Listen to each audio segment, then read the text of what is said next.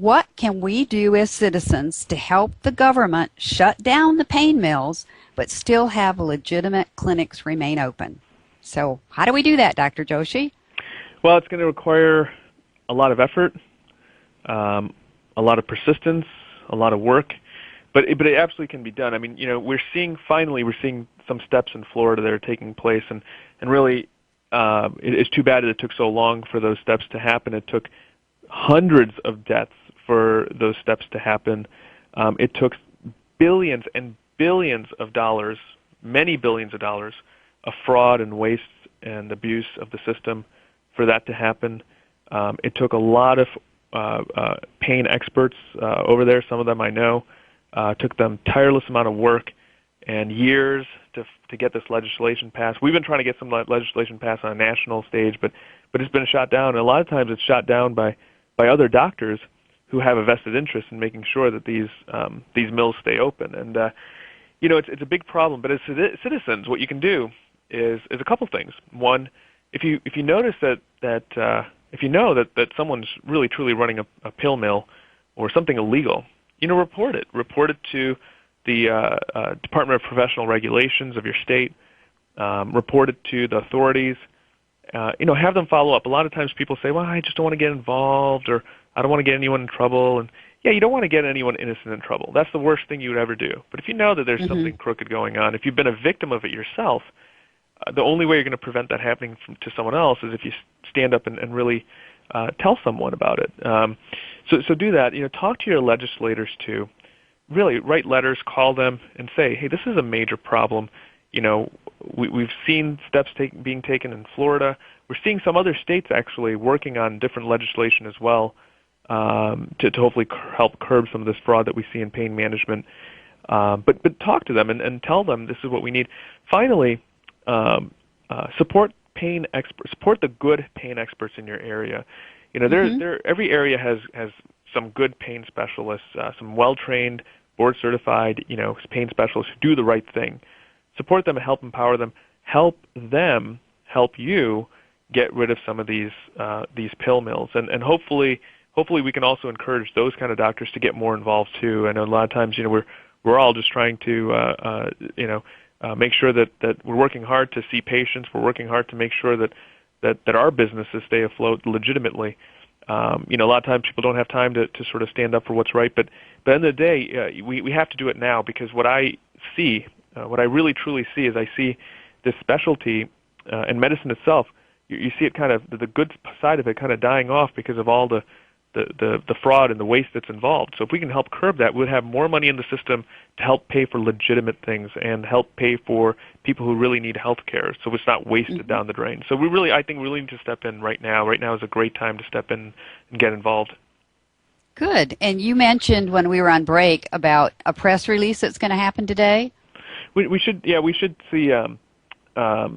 We'll see a press release coming up in the next few days, maybe as early as today or probably next week, where we again are hopefully going to help inform citizens in America and the population about what's going on with some of these pill mills and hopefully provide them some insight and some exposure into what's going on. And again, this is all in an effort for two things: to protect patients, right? One, we don't want you guys to fall victim to some of these things. We want you guys to be safe. We want you to have proper pain management, appropriate options and safe options. And again, the whole goal is to get more functional. We want you to get more functional and have a better quality of life the right way. And so this is really aimed to sort of make sure the society is better taken care of, and also to make sure that we don't waste money down the drain on inappropriate, sort of fraudulent type of activities.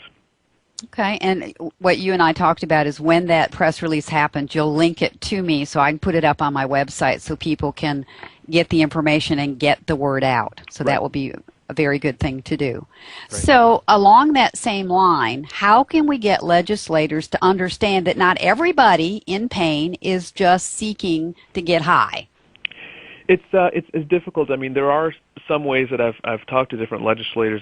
I've talked to different key opinion leaders who are involved in policies, and the difference is obviously I can have a little more clout than just a person who is in pain because they don't know how to differentiate those people. But even with me, even if they know who I am and everything, I have to use very descriptive terms and very specific ways of describing what exactly pain really is and what pain management really is. And what it really comes down to is just this fundamental understanding of what's going on. Even in med schools across the country, I mean, even pain management is not very well discussed. So that's why you see a lot of physicians, across the country don't understand the pathophysiology of pain. It's not their fault. They haven't been exposed to it. So a lot of it's just patience. You got to sit down. You hope that you have someone who really wants to listen. But if you have someone who wants to listen, you take the time to explain what's going on, and you try to get them to understand. From a patient side, again, it's always important to send letters. Send your stories. Tell them, hey, listen, I was in a car accident or something like that, or not even. You can just say, hey, there's this disease. It's not my fault. I was just dealt this deck of cards, and it's not my fault. But this is what my daily life is, and this is what I have to deal with. Sometimes, the right letter moves the right person, and they actually say, you know what, this is compelling. I'm going to get involved. Mm-hmm.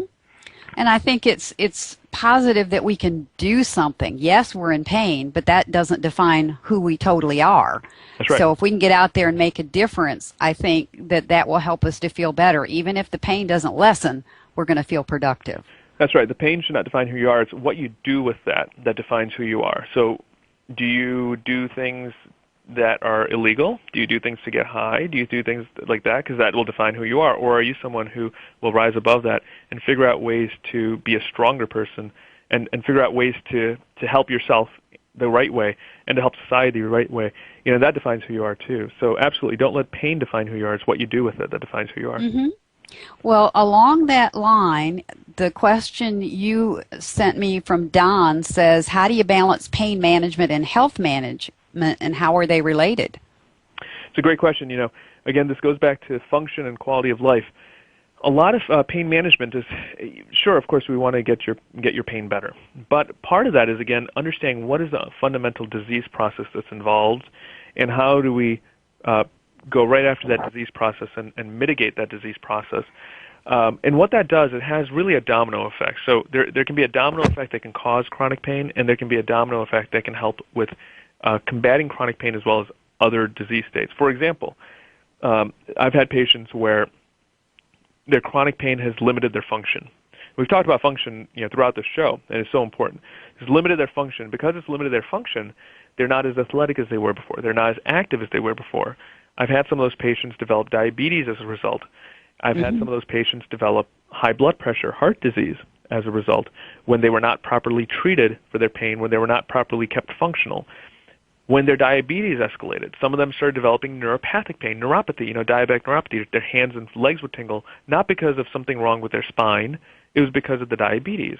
Their stress levels would go up, causing, again, so their diabetes would go up, their stress would go up, their glucose would go up, their adrenaline would go up, their heart disease would get worse. I mean, just this domino effect that wouldn't stop. That's what we have.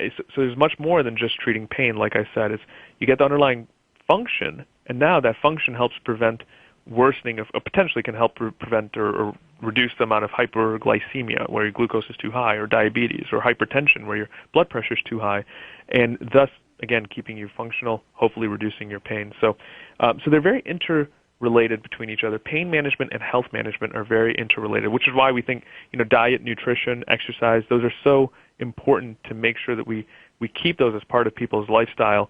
So again, when you treat pain management, it's not just treating the pain. If we can lower the pain, increase function, that will allow you to exercise more. If you eat right, have the right nutrition, all those things play a role in proper pain management. All right. Well, if people want to get more information, they can go to your www.nationalpain.com, or they can go to the Interstitial Cystitis Association, which is www.ichelp.org. And I'm going to ask you, Dr. Joshi, to please come back another time so we can continue this conversation, because there's many questions we did not get to. Are you willing to do that? It would be my pleasure.